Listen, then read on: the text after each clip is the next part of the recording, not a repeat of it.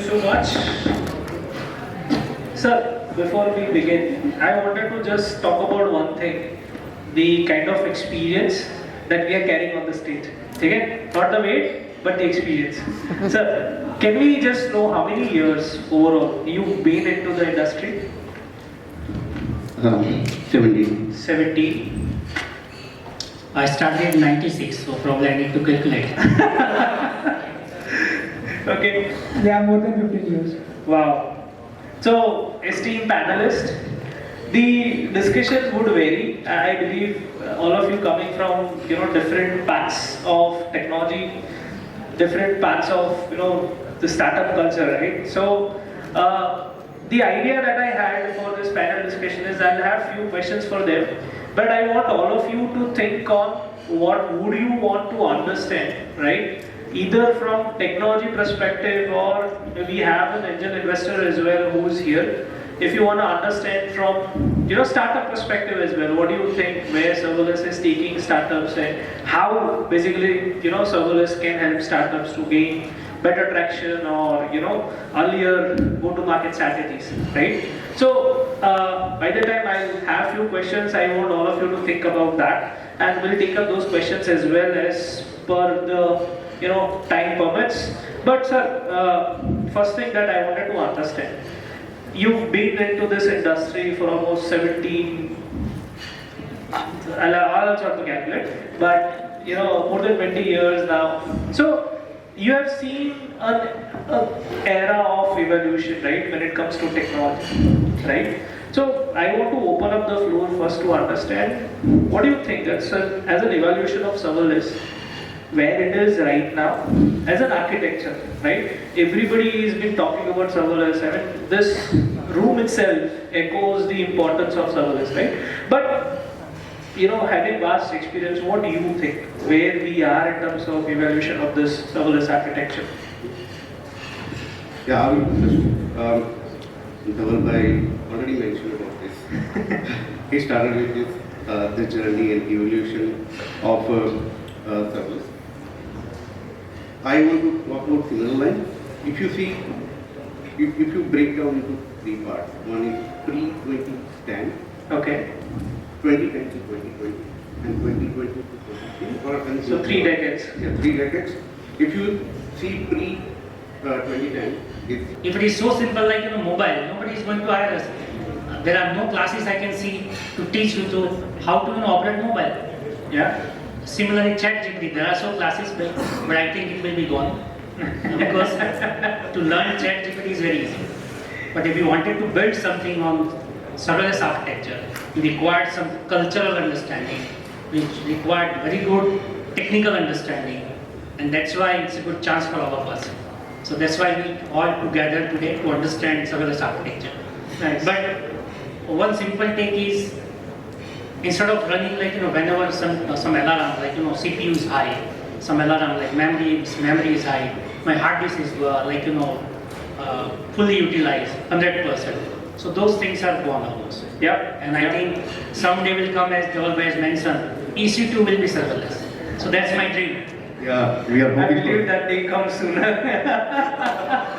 But over to you, Meghal. What do you think? Like, you come from an angel investment background. You've been evaluating startups from your end, right? What do you think is being, technology side of, how do you see that latest technology is being adopted into latest startups? So, first of all, I like to put a word here. Actually, I was sitting there and I am having no IT background, right? So, Marshall Ambrose જ્યારે bowling કરતો હોય ને અને જે bounce પડે અને તમારા માથામાંથી જાય ને તો છેલ્લા લગભગ કલાકથી મને એવી ફિલિંગ આવતી.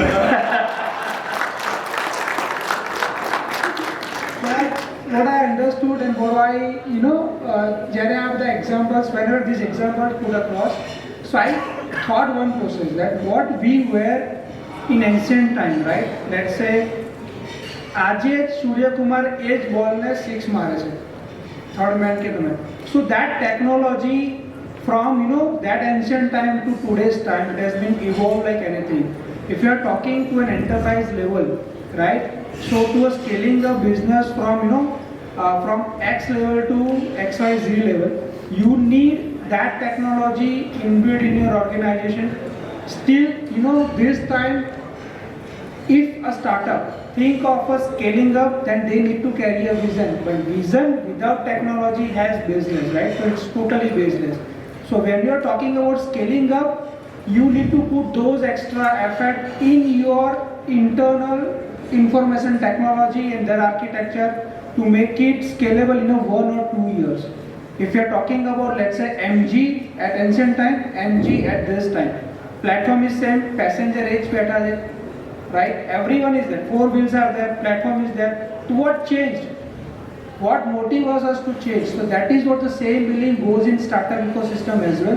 When you are having that thought process in your mind, when you want to scale up your business, you have to adopt the latest technology into your place to scale to a X level to X, multiple X level, right? So this is what the thought process I carry about serverless system. Because what he has said, very correct. I am not having serverless system in my office, but what I face wherever I am entering into my office, I see number of wire bunches are lying there, number of firewalls, and I'm एक कुछ भी problem है सुबह लेके एक engineer को phone करना है, बॉस ये प्रॉब्लम लग गई है आज तो.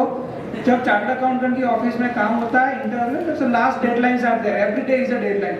So on a deadline, if this something massive happens, you will really feel the importance of that data security and of course what the platform you are carrying. So this is what the overall transformation over a period of time. He's basically talking about the same sense. He wants to get out of the pain of managing infrastructure. So, yeah, please continue. Sir. Yeah, I wanted to share only one thing about when AWS has introduced Lambda, which was considered to be first compute serverless, right? So a lot of people have asked, you have EC2, you have container. If you introducing Lambda, it means it is kind of cannibalism. Yep. Right. So it's it is going to down your business actually, because people will not use EC2. More or less, people will come to Lambda. So what was the answer? Very good answer actually. AWS says simply, if we will not do this, somebody else will do. At that time, where we could be. Correct. Correct. Very apt answer. But Meghal bhai, coming back to you, you answered it very apt. As in, you as an individual would also want to see, a complete infrastructure augmentation. I don't need to manage anything. My things should get done, right? But when you evaluate startups, right? How do you decide with any of your customers? How do you evaluate that what technology stack they are using? And let's say they're using serverless, right? What impact does it have on valuation? And how do you evaluate the overall technology adoption for that startup? It's a very good question basically. Ankit, what happens, when we are evaluating any startup, so we always look at a broader perspective that what idea is about, how they have bring those ideas into their tech system and how that tech is much enabled to scale up in a year or 2 year down the line, right? This is most important. So nowadays those days are gone that startup is going to be created and will go on a very traditional approach and will reach to at X level. So now those days are definitely gone. So you need to scale up very fast. That is a need of an hour. That is ask of an investors because they need return, in a couple of years or let's say 3 years down the line. So the thought process, what investor is carrying, the founder has to understand the same. And I think there might be a future CTO sitting here, right? So how many students are there in the room? So almost quite number. How many already employed at any Rather, we should rephrase the question. How many of them are thinking of having their own startups? Yeah. How many of you are thinking of having their own startup? Okay. Slowly the We're sitting in Gujarat. કહેવાય છે ને કે business તો કુછ ના બ્લડમાં જ હોય. So the thought process behind adopting this technology to a next level. So vision with tech and with the scalable, your infrastructure with the scalable process. That is most important. I think what you are saying, if I summarize, go to market, right? How quickly a startup has a good way to achieve certain features with a very good ramp-up go-to-market strategy that will help them to, get better valuation or get better phases of valuation. Exactly. So whenever we are evaluating, the numbers plays a very important role. 1,000 users, 1 lakh users, 10 lakh users. So the capacity of your platform to handling those users on a single, day and day on a platform. So that is most important. So how your servers are very important in execution of those workloads. So I'll go to Nilesh Bhai and Chirag Bhai. I'll rephrase a bit.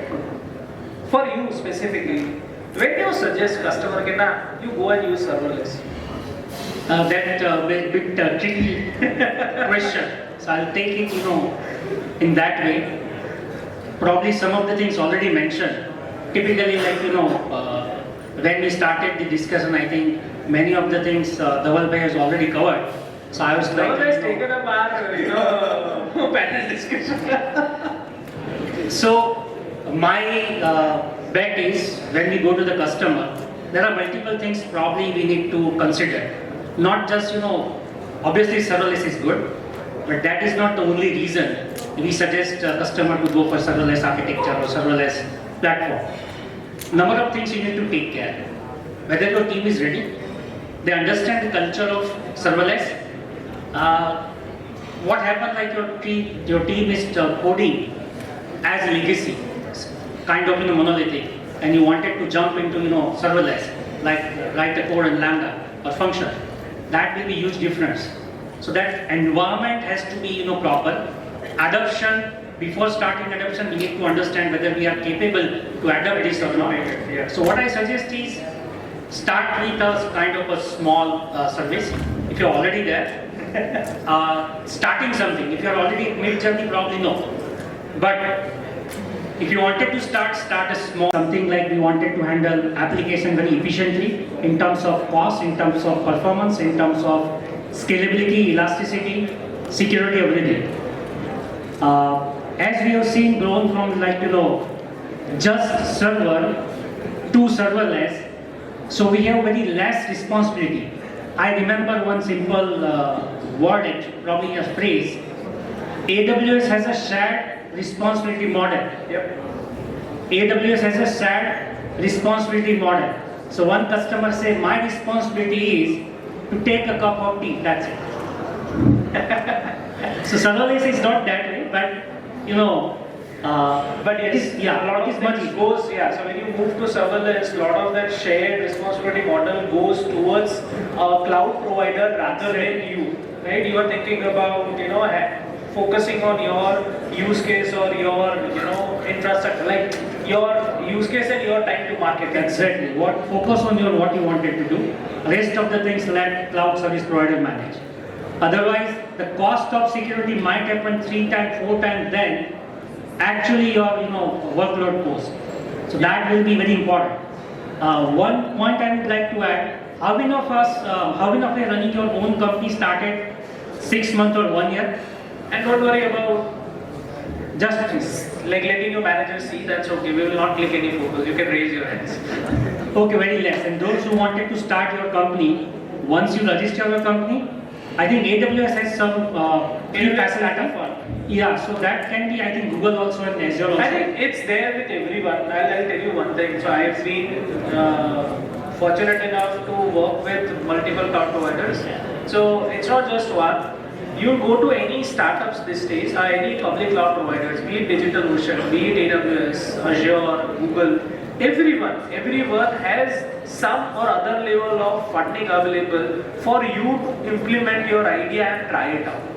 Okay, so if you are thinking of working on something, there are avenues that you can explore so that you will get an additional support from such public cloud providers, okay, so that you can try and test out your idea. And with that, sir, in the interest of time, we'll conclude the session here. Thanks a lot to everyone and thanks a lot to all the panelists here for sharing their knowledge.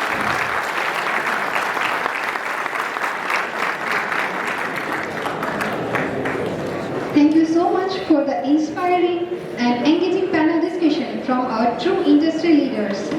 Now, it's my privilege to invite Mr. Ankit Sheth to come forward and present a token of appreciation as a small gesture to gratitude for our esteemed speakers.